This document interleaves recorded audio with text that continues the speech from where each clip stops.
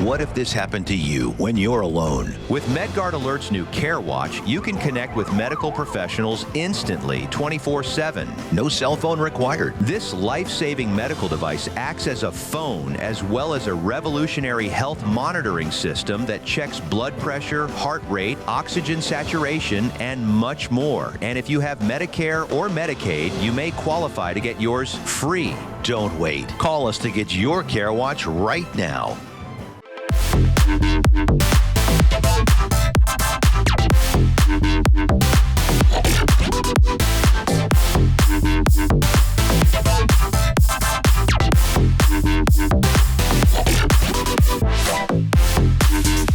Empowering women, encouraging people, uplifting communities.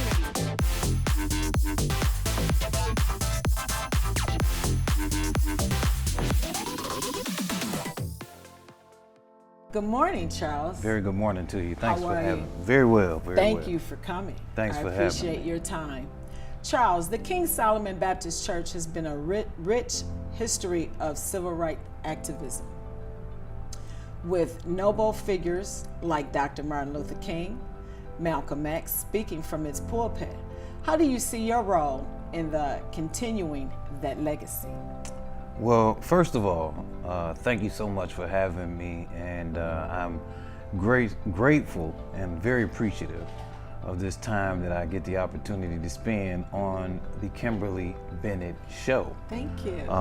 This is awesome. This is awesome, and I mean, not many people are born with the face and the personality. I'm just saying. Thank you. But you happen to be a family member, so I guess we both born with it. Okay. But look, I came to King Solomon 14 years ago. I was a undergraduate student. 15 years ago, I was an undergraduate student at Eastern Michigan University, crisscrossing the country with Al Sharpton and Reverend Horace Sheffield, and spent a lot of time with Reverend Horace Sheffield.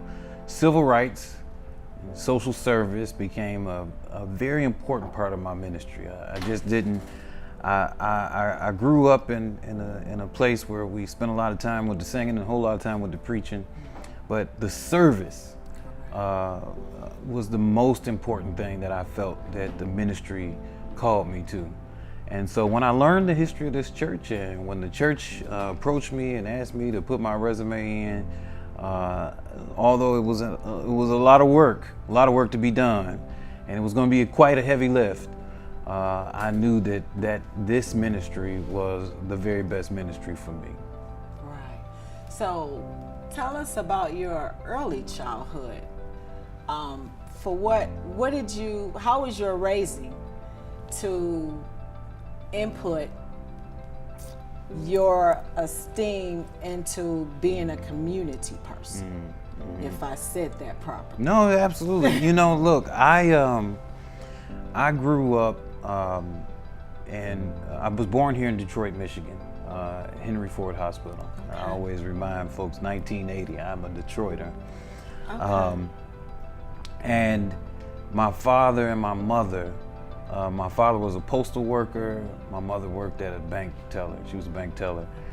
My father got the opportunity to take a transfer to Birmingham, Alabama. Okay. And it was the 80s, you know, and you know, the 80s in Detroit was a rough time. If you remember, it was the crack 80s. Crack era. The crack era. Devastated communities. Devastated communities, devastated families. And my father and mother, they just said, look, you know, we want to make sure we change the tide here. We don't want to get caught up, you know, in this whirlwind that we watching the city go through. Right.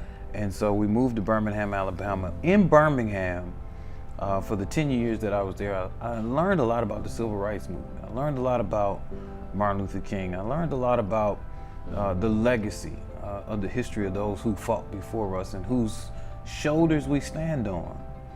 And then when I was 15, 16, we moved back to Detroit, Michigan. My grandfather, Alfonso Williams, who stayed just around the corner from 12833 Puritan, which is Christland Baptist Church, right, where my uncle was the pastor,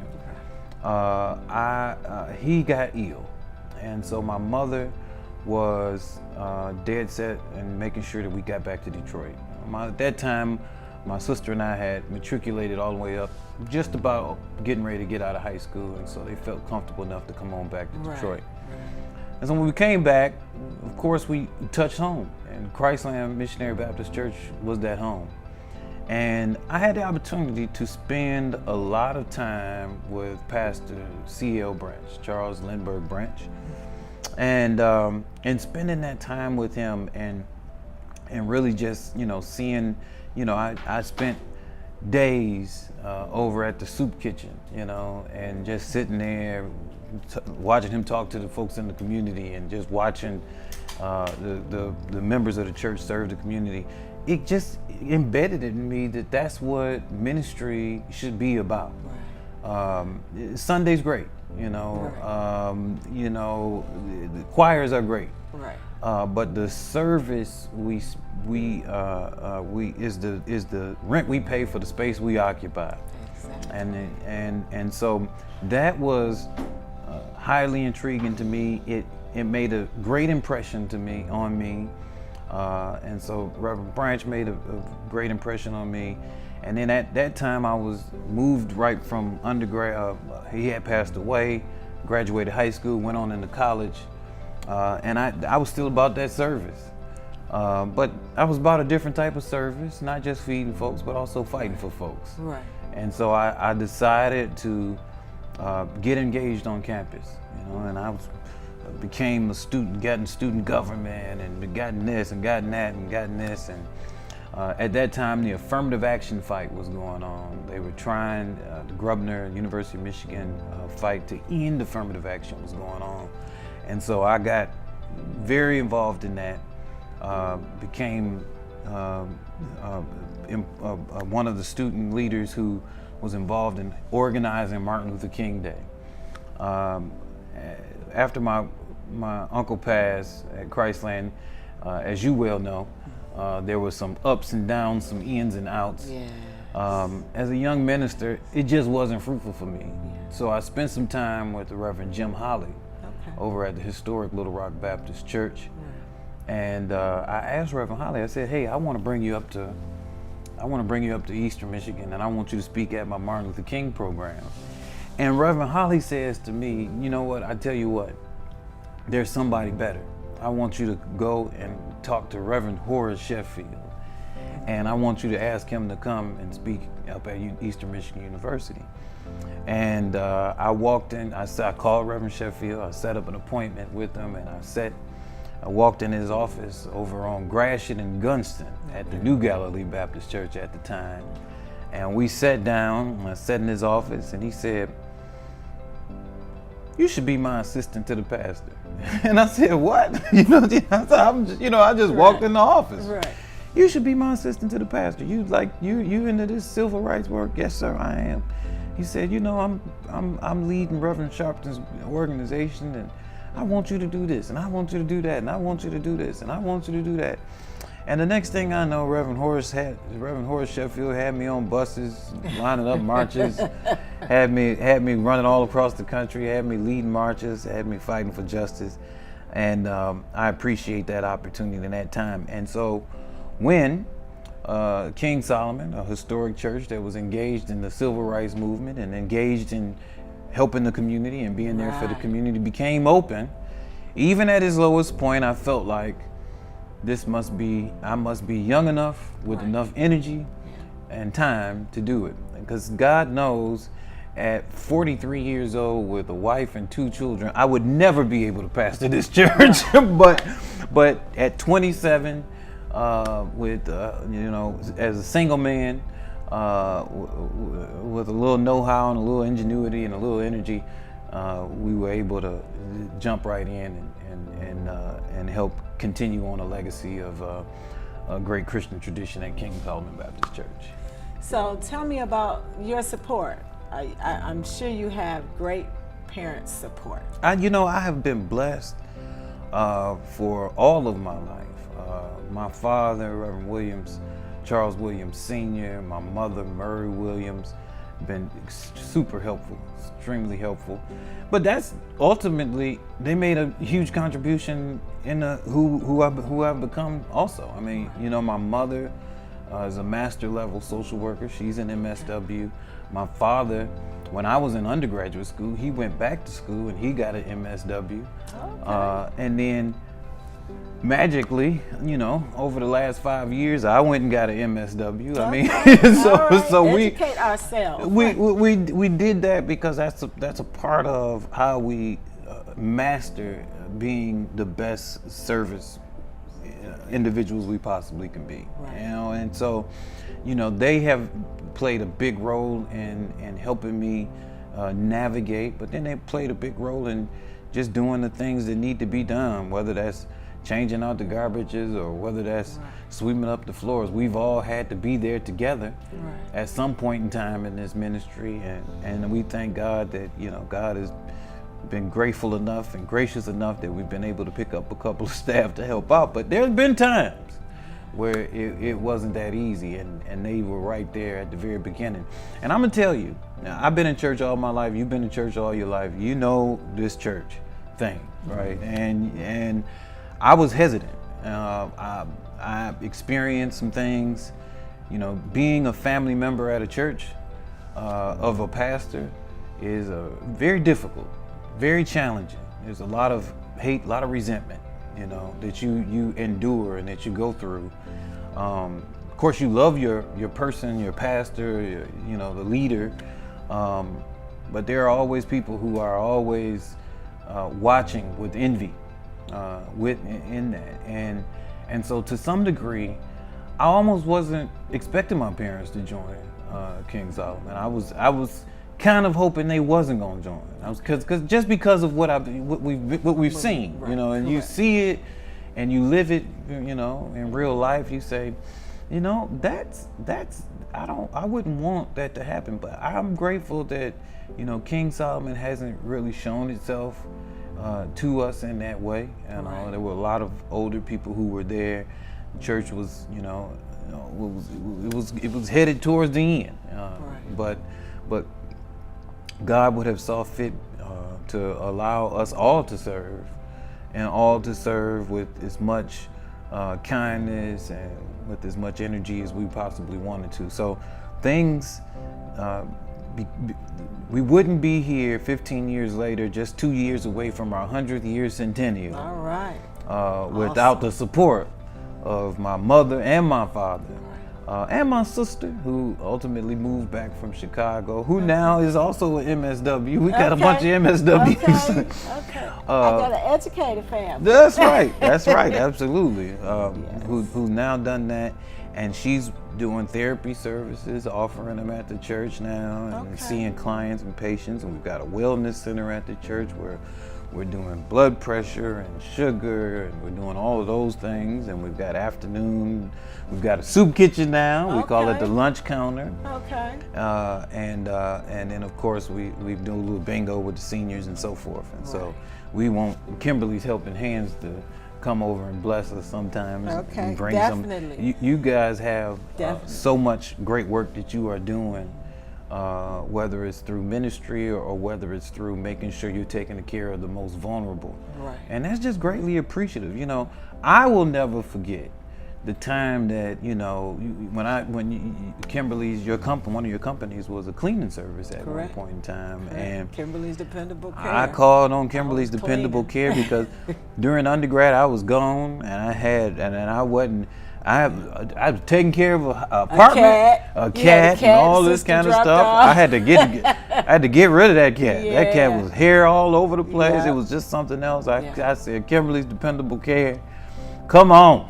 Come on. I had to humble myself. It was nice. And I was proud. I mean, really, a couple of times you dropped your cleaning off. That's right. It was like, he had school, getting educated. That's right. His clothes going to be crisp. So I felt good to play a part in someone. I saw your drive. Thank you. I knew you were serious. And I've had the privilege of being around your dad. We're family, so family functions, growing up in Christland Church. and your dad was always supportive of you. And my dad, early in his life, he was church, but that part of his life, he was not church, even though he knew everything that was going on in the church. But the support that my dad gave me in everything that I did, your dad reminds me of that. So not long ago, he came here to a function at the Atmosphere. And that's the first thing I think about when I see your dad is my dad, because I'm just so proud. And I know what that feels like. It's awesome. It's nothing to be jealous of. You know what I'm saying? It's something you see and it should warm your heart. So yeah, when I see your dad, he doesn't even know that it's a real warm feeling that comes over me, because it makes me think of my dad and how my dad supported me. So you guys, kudos to you all. Well, I'm appreciative of both of my parents. I'm appreciative of my dad and my mother. You know, I was telling a friend earlier today, I said, you know, my father was a disciplinarian, but he was also the fun parent. So he was both of them, you know. He was tough, but when it came to doing something fun, it probably, you know, my mom was good, she's good at it too. But she was the pushover and the fun person. But my dad was the disciplinarian and the fun person. And I say it's funny because when you get older, they just become the person who you want to hang out with, who you want to be with and have fun with. And so I appreciate that, you know, I appreciate being able to have that experience. And, you know, I'm very aware, you know, and, you know, he's healthy and strong and a healthy and strong 7-year-old man now as he turned 70 this year. But I know, I count the days, you know, because just as you probably think about your mother sometimes, I know that, you know, I won't have him always, but, you know, the strong and the strength and the friendship and the bond and the support, you know, a lot of folks always got something to say about your folks, you know what I mean? Oh, you know your daddy this, you know your daddy that. Well, you know, look, that's my guy, you know what I'm saying? And that's gonna be my guy, you know what I'm saying? And so I'm appreciative that I got somebody that I can call my guy. Because that's a difficult, that doesn't always show itself to be true for a lot of people. And that's true. And even for me, I'm a bit strong-willed, but I was my dad's only child. He was 38 when I was born. He's a military man. So I got up and we owned apartments and houses, so I got him work every day. I mean, that was it. We was weekends. And that's how you became the businesswoman you are today. Yeah, that's we washed cars, we washed our cars, we cleaned the house, we took care of our rental property, and nothing came before handling our business. But along the way, Dad, I say he missed his calling. He was a comedian. We laughed all day. You know, we get home, we laughed about what happened that day. You know, we get home, we laugh at Mom because she don't want to come help us paint a wall or something. You know, so it was fun, but it was work. I get up every day. I have to go to work. I have approximately 50 vulnerable special need people counting and depending on me, waiting to see me daily. I have to go to work. When I go on vacation 2 weeks ago, when I got back, everybody, we so glad. I have to go to work, you know, and it's just not WORK. These are people who look for me. These are people who I inspire, who inspire me. So it's like, it's not work to me. This is my calling. And I love what I do. And I see that I make them laugh, you know. So I think about my dad almost daily. And Bennett probably can tell you, my husband, that he may get tired. Because I'd be like, nope, my daddy would say. Oh! Okay, I'm telling you, my daddy would say, and Daddy says, if I could teach you how to make a proper decision. So now when I go to make a decision, whatever is the easiest, it's not for me. I'm looking for longevity. Daddy says you're already eating today. How about the future? Don't spend every dime you get. When you pay a bill, pay yourself. You know, so those things I have done, and I found that when opportunity knocks, then I'm able to walk through the door. That's right. You know, so what Daddy taught me, can't nobody take away. And it has blessed my life tremendously because he taught me how to make a proper decision. So kudos to our daddy. Absolutely. Our daddy. So tell us about your marathon. I believe you're raising money So for the church. So take us on that journey. Well, this is a journey. I've run 8 marathons, Okay. 26.2 miles. All of them, except for one of them, have been with the Detroit Free Press Marathon that happens in October. This year, I decided to up the ante, and so instead of just running, I'm going to swim 2.4 miles. I'm going to bike 112 miles, and I'm going to run 26.2 miles, all in the same day. All in the same day. We are raising money. King Solomon has 2 things. One, we're 2 years away from our centennial. We'll be 100 years in 2026. Awesome. And then the second thing is we have over 150,000 square feet of facility, just an ungodly amount of space. And when I got there, a lot of it was dysfunctional, it was not functional, a lot of it needed to be rehabbed. We've done so much with 2 fishes and 5 loaves of bread. Okay. But we really need a boost. We really need a boost. And so this season, and this is what I call this season is a season of Reverend Charles Williams, who doesn't like to ask for nothing from nobody, to be humble and to begin to let people know this is something we're trying to do and we need help. And so we are raising money, and I'm running this Ironman in support of this fundraiser. We have a wellness clinic currently at the church. We want to expand a more permanent space because the space that it's in now is in a very operable space. It's a good space, but we have so much space that we really can kind of make our clinic a little bit more permanent. It doesn't have to be so temporary.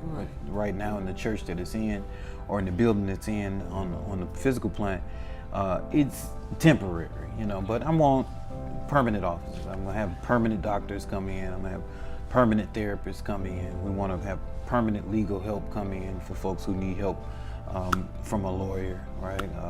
Whether it's an issue of discrimination or they need to be defended, or whether they're trying to get their record expunged. You know, we'll be working with many of the law firms from around the city, Wolverine Bar Association, to make sure that there's somebody that people can come in and talk to on a daily basis. My wife is a medical doctor, and she is going to be opening up an opportunity for people to get free eye exams. That should be starting in a couple weeks. That's at the church currently now, but we want to make a permanent space for that. We want to make ourselves available for pre-K. You know, Detroit is a child care desert. There aren't enough child care spaces in this city. Any space you have can be a child care space if you have the expertise and the professional folks to be able to manage a child care facility. You can open up a child care space and it'd be helpful for kids. My belief is that the children are where it's at. That's the biggest ministry that we can really be engaged in. Some of these adults, they didn't just made their mind up, or they just hustling you. So, you know, you find that if you're able to impact the lives of young people, you can help them matriculate into a life to break some of the poverty cycles that our families and our communities are in. So we really, you know, the child care space, we want to be able to have space for senior citizens to come so that they can, you know, currently we have what we call a lunch counter, which is the soup kitchen. We do bingo. But we want to open up more afternoon adult activities, you know, do some movies, play some cards, you know, all the things that, you know, that seniors need to do to stay active. We have martial arts now that are 3 days a week, 4 days a week, Monday through Thursday in this facility we're in, but we want to open them, give them a more permanent space so that they don't have to bring stuff out and put stuff up. We have ellipticals and bikes and treadmills and all of that great stuff. We have a gym. So we want to put that stuff in the gym and make that a more permanent space, make it available to the community for free. All of it. We don't need no more singing. We don't need no more preaching. Okay, we got enough of that going on Sunday. Correct. But we are at the top of everybody's health disparity list in regards from cancer to diabetes, right? We are the social safety and obesity. I mean, the social safety net is so far away from folks. You mentioned you take care of over 50 vulnerable people across the city of Detroit. I mean, you know, it's so many of those folks who need support and need access. And a lot of them don't even have like ID, but now we can't go to the doctor's offices without ID. So I'm like, my staff told me about this last week. Well, he can't go. His appointment was canceled because he don't have the ID. I'm like, wow. So it's some things that we need to consider that the vulnerable need. There are a lot of seniors, like in this area. When I first came, I would walk up and down Puritan purposely to talk to the seniors that were walking. And they were saying during the pandemic, neighbors were lost and they didn't know it for years. Wow. 1-2 years before they found out. So, and I was like, well, what do you think the community need? And they said somewhere that we can come and meet and we can get the news, we can have coffee and Danish, and if Miss Smith don't show up a few times, then we know to go visit Miss Smith. That's right. But during the pandemic, you know, everybody was staying in, so they lost connection. So they want to be reconnected and see who's around. And I understand that. You know, I understand that, and I hope to assist them with that. But what I'm finding is the building can be open, but where the volunteers to assist during those hours, you know, we've kind of gotten, from what I see, I'm having problems with volunteering. We can come up with the funds to buy the backpack, to buy the supplies and all of that, but who's actually going to be here to greet them with a smile and hand them out, play a game with them or something. So in my avenue, I'm finding that volunteerism is really hard. I'm still doing a lot on my own and by myself, and so I hope to find that there's a lot of volunteers in the community once they know that I'm here. That's a task in itself. A lot of people need, but I don't think they connect the need with we need to give back as well. And as far as our youth, everywhere I go now, I hear the conversation of how different our youth are nowadays, that they would rather have conflict with you or with a senior than to actually be nice, you know, to speak, to hold the door. And I'm noticing that a young person can be on his way out the store and I'm on my way in the store and the door just closes. And I'm like, wow, our youth. I feel that we need to connect more with our youth. And I do understand that if you come from a broken home, it's much different than a two-parent household. It's just so many different things that make up what they're now going through that, you know, I even need guidance on how do I connect with the youth.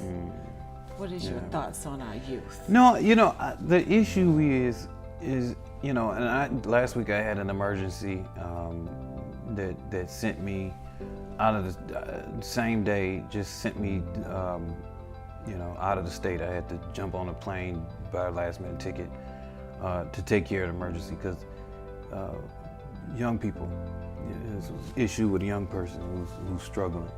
You know, yesterday, this weekend, I got a message about another young person who is struggling, having mental health struggles.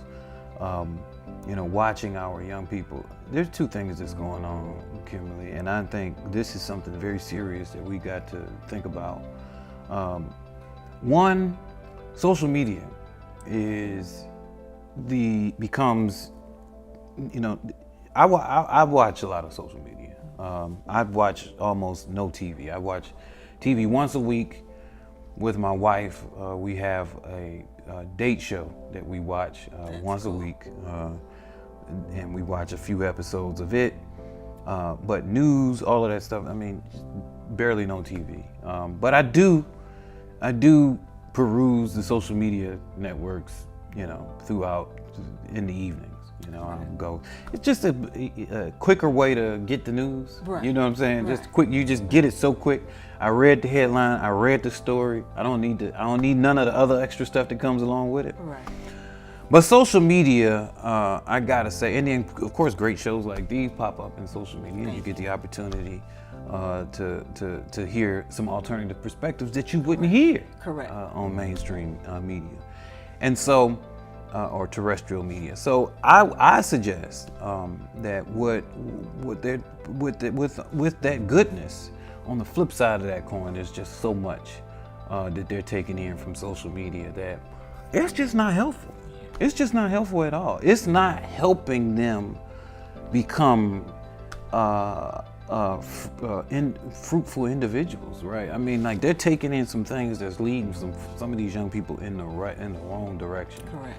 So that's the first thing. The second thing is we don't yet know the effects of the open use of marijuana. As a pastor, somebody's gonna say, well, what do you mean he doesn't care about if you smoke weed or use marijuana? I don't, right? Because my thought has always been, when it comes to substances, that you must know how to practice moderation. If you can't practice moderation, you don't need to do it. Right. If you can't practice moderation with alcohol, don't drink it. Can't practice moderation with marijuana, don't smoke it. If you can't practice moderation with tobacco, don't smoke it. Bottom line, if you can't practice moderation with certain foods, you need to stop eating them. Exactly. Right? It's the same, it's all the same. Same scenario. You can't practice moderation with sugar, stop eating it, because it's becoming addictive. Right. The problem is that a lot of young people or a lot of folks, adults who are becoming adults, are not practicing moderation with this marijuana. And the issue is this: it's not the marijuana, it's not what grows out the ground it's all of this extra stuff that nobody really knows that people are putting in it to make it so super, or make it so super strong, or make it, because I'm finding that far too many of these young people, Novi, last week, there was a shooting, right? Somebody's mind is messed up. Yeah. That's somebody's mind messed up. In a crowd like that. Yeah. To not think that they're not going to hurt somebody, or they're not going to be hurt, or they're not going to be put in penitentiary for the rest of their life. Yeah. That's something. Or kill themselves. Something's wrong in their mind, right? And I'm guaranteeing you that because the federal government and because a lot of the state government hasn't done enough regulation around this stuff, that some of this stuff is coming out with some chemicals that's really messing our young people up. So between that and between social media, and young people are experiencing, I'm finding things like paranoid schizophrenia at record levels, just coming out of nowhere. Right. And you say, well, what happened? And nobody knows. Right. Nobody knows. I said, well, he was just fine. Right. And then all of a sudden, he started talking about people was following him, or somebody was trying to hurt him. Right. It's something worth taking a look at. Yes. And really starting to think about. So, and then the last piece of it is, and I said two things, but it's really a third thing. The third thing is the church has to get better. We haven't been the best place. If I hadn't had the relationship with God that had been inbred in me earlier in life, for what I have seen in church, I might not be in church, in my life, you know what I'm saying? And so I think to some degree, we've got to get better at getting closer to our mission, and getting away from, trying to put somebody in a heaven or hell, trying to judge somebody what they got on, trying to put somebody in, trying to, lock somebody in a box about what they believe they should do in regards to their family, or what they should do with their bodies, for that matter. Right. And be concerned about the spirit, right? Let's be concerned about the soul and help people understand how to manage and how to navigate this life. That's what folk need. Right. That's what young folk need. Right. And where they feel like they get that, they go. And where they feel like they don't get that, they don't go. They don't go. And so what you find is you find a lot of churches across the city, and a lot of folks across the country just dying. Yeah, church is very important. And being raised in a church gives you a foundation that you don't get if you're not in the church. So our family history, if mom goes to church, or if dad goes to church, or if this family, no one goes to church, there's a difference there. There's a difference there. So I appreciate the time that you took today to come and visit with Kimberly. And be on the show. Thank you so much, Charles. I am god awful proud of this great work that you're doing. Thank you. Here at the Atmosphere. This is an atmosphere. I felt the atmosphere when I walked in. Thank you. And it is an atmosphere of praise, and is worthy of praise because it's a great work. And I know, I told you when I walked in, I said I felt Altoria when I walked in the door. I felt it when I walked in the door. The colors, the floors, the walls, everything, and we're just so happy to see, and I'm so happy to see, as over the years, the businesses and the works that you're doing are just continuing to flourish, and I'm so grateful to know the Reverend Germany Bennett, Senior, who, is the happiest guy in the world. He's just the happiest guy in the world. he is the The Reverend Germany Bennett is the happiest guy in the world. I always would wonder, I wonder when he gonna get mad one day. Okay. But he is the happiest guy in the world. He can work a double and go do this and do that and do this and do that and still be happy. Telling corny jokes. Yeah, that's right. Yeah, That's right. Still And so be telling corny jokes. we love him and we love you, and just really pray that God will just continue to bless you with this, your hands and your feet, with this great work that you're doing. Thank you. If you want to find out more about being on the show, visit our website. The information is on the screen. Thank you for watching The Kimberly Bennett Show.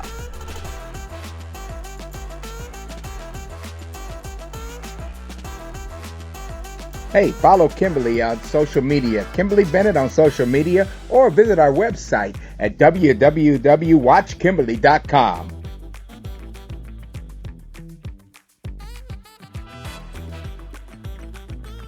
Want to appear on our show? Visit our website and click Be a Guest, and one of our producers will reach out to you. Season 2 production is starting soon, so you don't want to wait.